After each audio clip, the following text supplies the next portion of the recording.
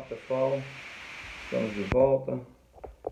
Vamos abordar hoje o tema arrolamentos. Arrolamentos, nós já sabemos, são procedimentos simplificados de inventário. O arrolamento é um inventário também, é um processo de inventário. É um processo que tem por objetivo promover a transferência dos bens deixados pelo decujus, pelo morto, para os seus sucessores.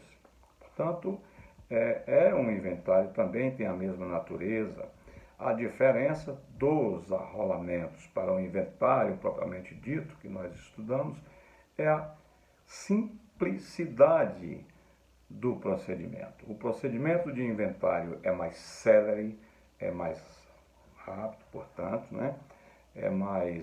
suprime algumas fases que nós temos lá no inventário, nós não temos aqui no arrolamento, justamente para facilitar essa tramitação.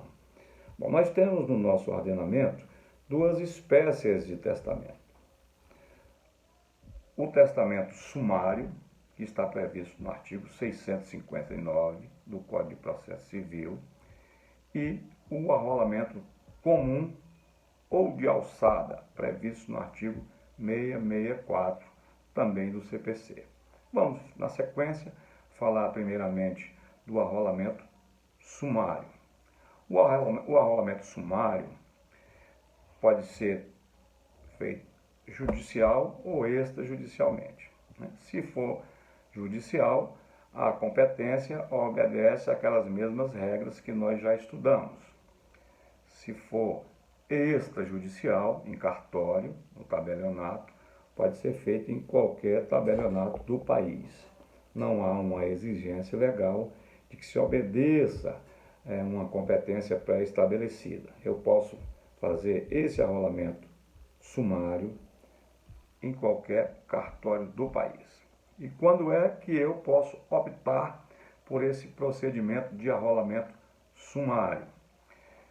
Quando todos os herdeiros forem maiores e capazes, todos os herdeiros maiores e capazes. Quando a partilha for amigável e quando não houver testamento. São três requisitos, portanto, que eu tenho que obedecer cumulativamente. Não existe testamento, não há testamento, a sucessão é ab intestato, todos os herdeiros são maiores e capazes e há um consenso entre eles para a partilha dos bens. Também acontece quando nós temos um só herdeiro maior e capaz, que nós vamos fazer a adjudicação. A adjudicação é quando eu vou transferir os bens do decúgio para um único herdeiro, para uma pessoa única. Eu não vou partilhar, eu não vou dividir entre sucessores. Também posso adotar esse procedimento de arrolamento sumário. Portanto, bem simples o procedimento. Eu vou redigir uma única petição, só uma, daí já mostra a diferença para o inventário e partilha, onde eu tenho aquela primeira petição de abertura, depois eu tenho as primeiras declarações, depois eu tenho um esboço de partilha que eu ofereço. Então, no procedimento de inventário e partilha, o advogado faz uma série de petições, são vários atos que acontecem no processo. Aqui, no nosso procedimento de arrolamento, eu faço uma única peça. Então, numa peça só, eu peço a abertura de inventário, indico o inventariante, o arrolante, que aqui também é chamado de arrolante, relaciono os bens, relaciono os herdeiros e já apresento a partilha. Eu já apresento a partilha só para ser homologada pelo juiz ou pelo tabelião. Considerando que todos são maiores e todos são capazes, nada impede que eles próprios promovam a partilha da forma que eles bem entenderem. O juiz não vai interferir na partilha entre maiores e capazes, até porque eu posso até renunciar, sendo maior e capaz, eu posso mais, que é renunciar à herança, muito menos promover a partilha da forma que melhor me atender, né? Então não há por parte do juiz qualquer objeção quanto à partilha feita por maiores e capazes.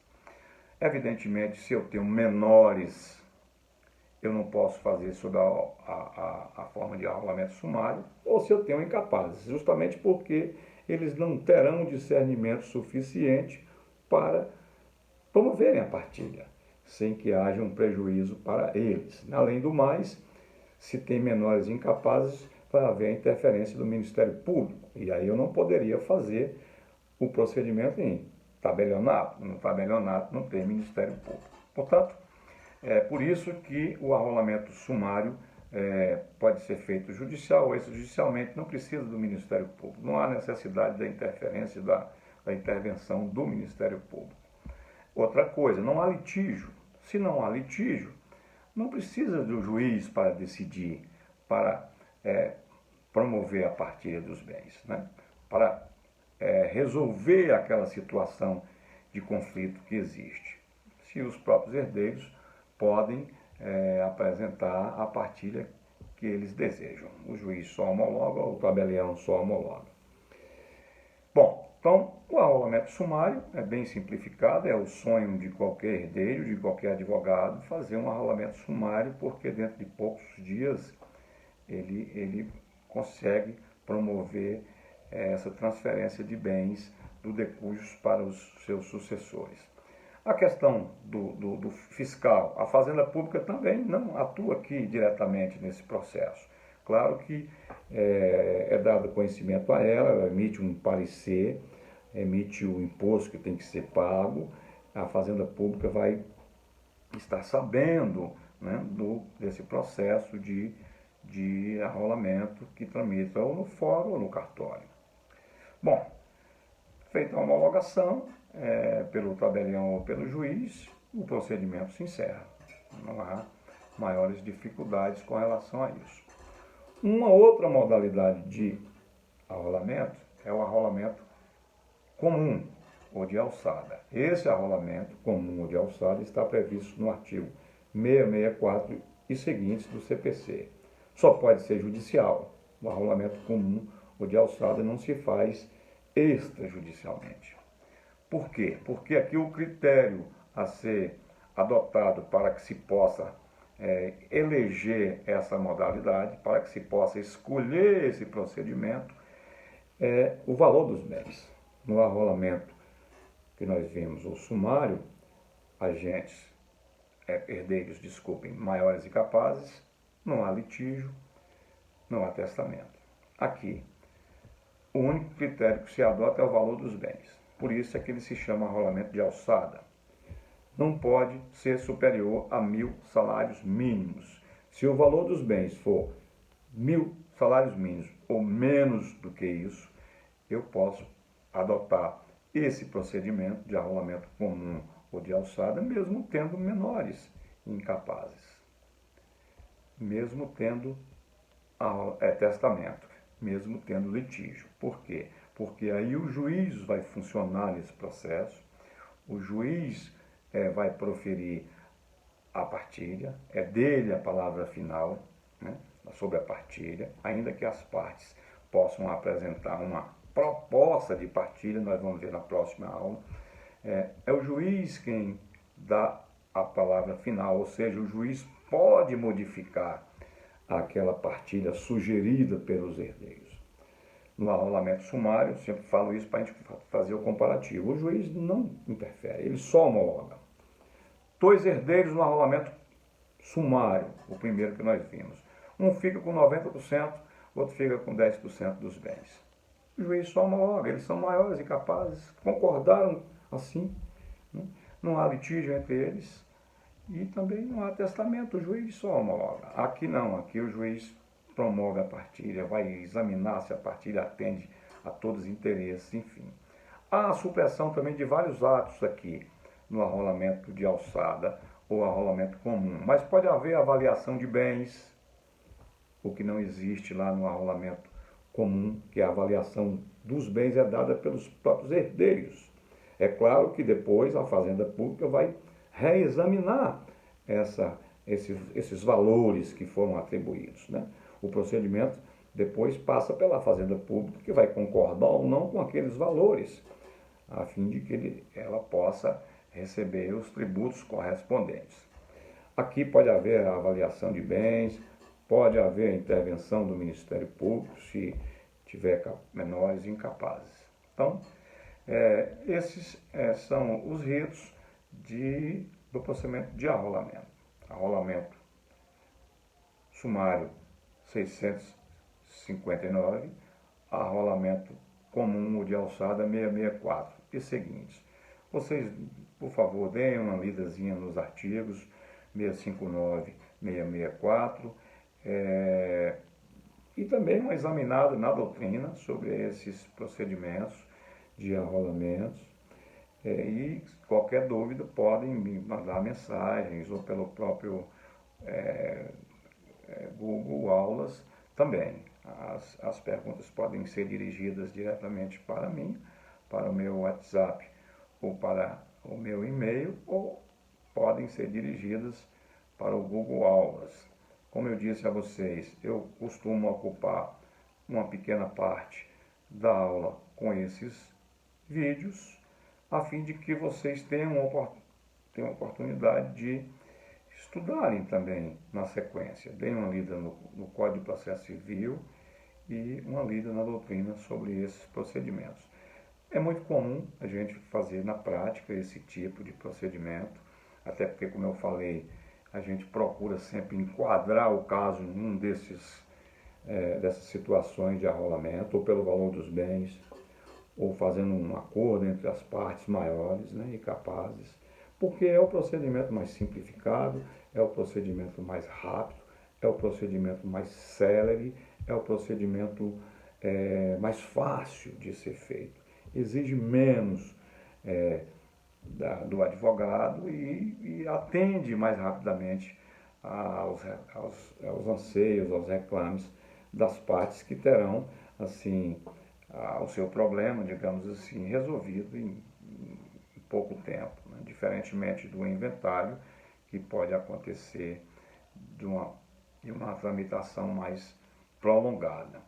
Os credores, eu me esqueci de falar nesses casos aí do arrolamento, não serão prejudicados. É evidentemente que os herdeiros vão informar isso, se há credores ou não. Se há credores, eles estarão, habilitados, logicamente, têm legitimidade para cobrarem, né, os seus respectivos créditos durante ou depois do arrolamento feito, né? Ele não perde, digamos assim, o direito ao crédito pelo fato de ter sido feito um arrolamento. Ele pode cobrar depois dos herdeiros, dentro do prazo prescricional do título que ele tenha, ele pode cobrar dos herdeiros ou dos legatários a quantia correspondente ao seu crédito. Havendo credores, os herdeiros já informam ao juiz, na peça que faz, a única, a existência de credores, o valor dos débitos e assim por diante. Outra coisa, quando o arrolamento é feito em cartório, quando eu posso fazer o arrolamento em cartório, o tabelião tem as mesmas funções do juiz. Ou seja, se tiver um dinheiro no banco para ser levantado, o tabelião pode emitir um alvará judicial para que esse dinheiro seja levantado, essa quantia seja levantada. Ele pode pedir informações às autoridades, bancos, fazenda pública, tudo sobre algumas informações acerca do espólio, dos bens deixados. Eu tenho que saber primeiro se eu posso fazer aquele procedimento sob a forma extrajudicial. Se posso, o tabelião fará as vezes do juízo, né? Às vezes ele preside, digamos assim, o processo extrajudicial, assim como o juiz ou a juíza, evidentemente estou falando do juízo, preside o procedimento judicial. Está bem? Esse é o nosso penúltimo encontro de aulas assim, de conversas, não diria aulas virtuais Temos um último assunto que nós vamos veicular para a turma do noturno no sábado e para as turmas matutinas na próxima segunda-feira. Na sequência, nós aplicaremos a nossa avaliação da terceira unidade. Muito bem, muito obrigado. Estudem um pouquinho sobre arrolamento, que é um assunto bastante recorrente também em concursos. Prova da OAB, concurso, eles sempre pedem assim, algumas questões acerca do arrolamento. Também vou fazer isso na nossa avaliação da terceira unidade. Está bem? Muito obrigado. Forte abraço a todos.